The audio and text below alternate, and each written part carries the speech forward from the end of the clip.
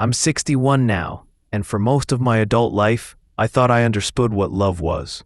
To me, it had always seemed like something that could be folded neatly, stored away in tidy compartments, reserved for birthdays, holidays, or anniversaries.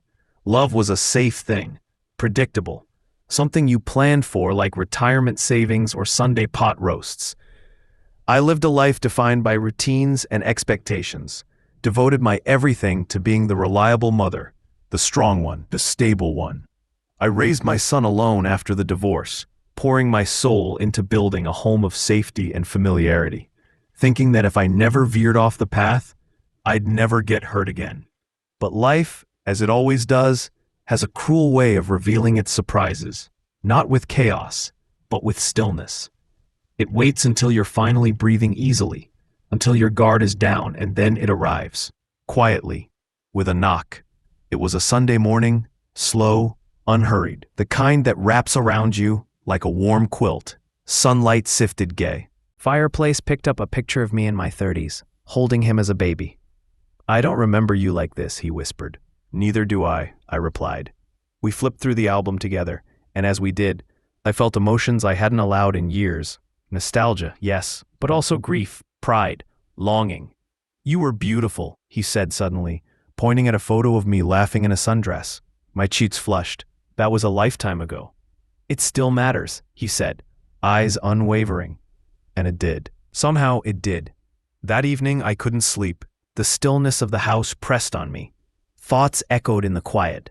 Jake had stayed until early evening, and when he hugged me goodbye, something lingered, not discomfort, but something too complex to name. At 2 a.m., I found myself in the kitchen again, the house cloaked in silence. I poured a glass of water, the moonlight casting silver ribbons across the floor. Then my phone buzzed. "Jake, are you awake?" My heart pounded. "The time," I said honestly. His face softened. "I think that's what I saw in my dream," he said. "Not just you as mom, but you. Just you." I couldn't speak. There was something so intimate, not romantic, not improper, but intimate in the truest sense of the word. Like he'd really seen me, for the first time, without the roles, the masks, the expectations. "I want to know that version of you," he said, "if you'd let me." A shift happened then, slow but profound. The air became thick with something unseen but deeply felt. My throat tightened, my hand gripped his a little more firmly. "I don't even know where to start," I admitted. "Maybe," he said, his smile tinged with a kind of aching hope, "just by letting me stay for coffee." So I did. And that morning turned into something more. Coffee turned to toast. Toast turned to old photo albums from a forgotten credenza. We sat on the couch, the album between us, filled with images of who we used to be. Jake Linger, voice low. I woke up with this feeling, heavy, like I needed to talk to you. I've been carrying this strange, unshaped thing inside me, and I thought if I came here, if I saw you, maybe it would start to make sense. I sat across from him, reaching across the table, placing my hand over his. "You can tell me anything." He flinched slightly at the touch, as if even that bit of tenderness cracked something open. "It's not bad," he said quickly. "It's not anything like that. It's just hard to explain. It's made me question a lot. Myself, you, us." The silence stretched between us again, delicate and pregnant with meaning. I could hear the clock ticking, the fridge humming, the rhythm of our breath. "When you were younger," he said suddenly, eyes fixed on me, "before Dad, did you ever feel like there was a version of you that never got to live? Someone free? Someone who didn't have to hold the weight of everything?" That hit me like a quiet blow to the chest. Damp hair dripping slightly onto the fabric of my robe, he placed the crate carefully on the table, almost as if it contained something breakable. Then he stood there, shifting, fidgeting. "Jake?" I asked softly. "Is something wrong?" He rubbed his jaw, exhaled slowly, and said, "I had a dream last night about Dad." The air in the room shifted. "Oh?" I tried to keep my tone even. He didn't bring up his father often. They'd reconnected briefly before his passing. But Jake rarely said much about it. "It was strange," he continued. "We were back at the old house. He was standing in the backyard. He looked younger, maybe even younger than I ever remember, and he said something to me. He paused, eyes distant, like he was still seeing it. What did he say? I asked. He said, "Tell your mom the truth." I blinked. The truth about what? Jake sat down, placing his elbows on the table, staring down at the wood grain as though it held the answer. Afternoon. Not this early.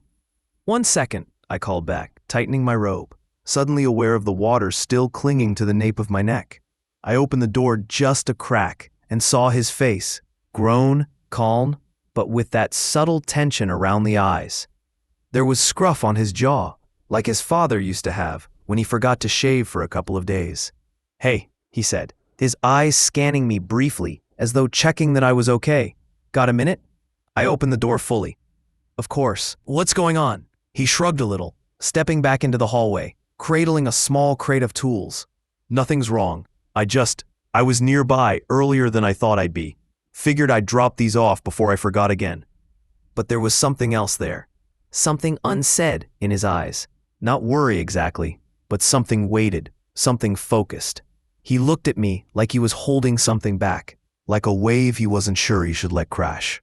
I followed him to the kitchen, gently through the lace curtains, casting soft shadows on the bathroom tiles.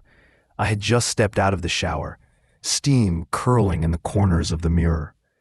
I wrapped myself in my faded pale blue robe, the one I've had for years, the one that's become a second skin, and reached up to wipe away a circle in the fogged mirror. What I saw in that little clearing wasn't just my reflection. It was a reminder. The woman staring back looked tired, but not just the kind of tired that sleep fixes. It was deeper, the kind of exhaustion that weathers the soul, the weariness of always being everything for everyone and forgetting who you were before they needed you. Then I heard the knock, a gentle one, not urgent, just soft enough to pause me. "Mom?" Jake's voice. My heart skipped, a flutter I couldn't quite place. He wasn't supposed to be home yet.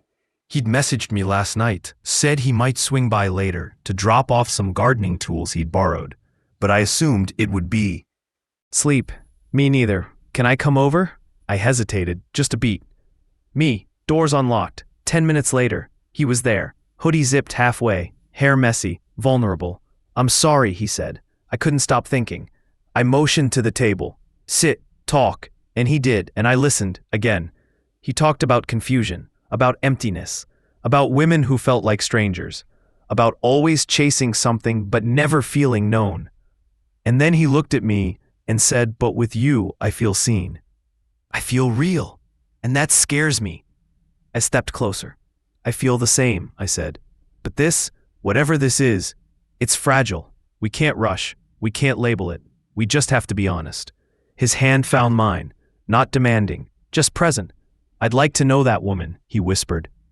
The night stretched around us like a cocoon, not dangerous, not inappropriate, just real, honest, human. And when he left the next morning after breakfast and scrambled eggs and shared, cheek, light, lingering, not quite a son's kiss, not quite anything else, just a promise.